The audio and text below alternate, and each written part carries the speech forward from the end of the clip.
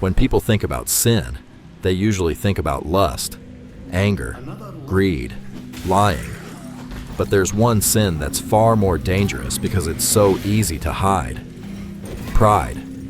The scary part is, you can go to church every Sunday, read your Bible, pray every day, and still struggle with pride.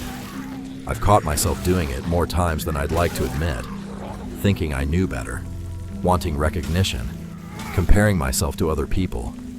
It didn't always look obvious, but pride rarely does. It quietly grows in the heart, and if we're not careful, it slowly pulls us away from God. Pride is dangerous. The Bible doesn't just warn us about pride, it tells us exactly where it leads. Proverbs 16:18 says, "Pride goes before destruction, and a haughty spirit before a fall." Notice it doesn't say might lead to destruction. It says it goes before it. Pride has been the downfall of kings, leaders, and even believers. Because pride convinces us we don't need correction.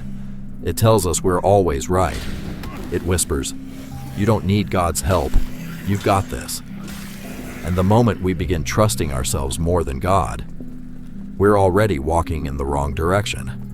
When I first thought about pride, I imagined someone arrogant, someone bragging, someone who thought they were better than everyone else. But pride isn't always loud. Sometimes it's quiet. It can look like refusing to admit you're wrong, ignoring wise advice, wanting people to notice your good deeds, or secretly comparing yourself to others. I've done that. Maybe you have too. Pride doesn't always make us feel bigger than everyone else. Sometimes it simply makes us think more about ourselves than we do about God. One verse that always humbles me is James 4:6. God opposes the proud, but gives grace to the humble. Think about that. God doesn't just dislike pride, He opposes it.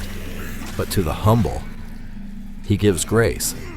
That means the more we humble ourselves before Him, the more we experience His strength, instead of relying on our own.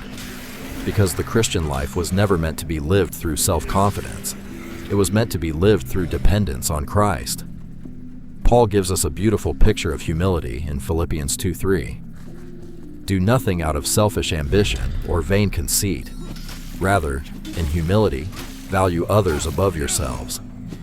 That's hard. Our natural instinct is to put ourselves first, to chase recognition, to want credit. But Jesus did the exact opposite. Even though He was the Son of God, He humbled Himself. He served others. He loved others. He sacrificed Himself for others.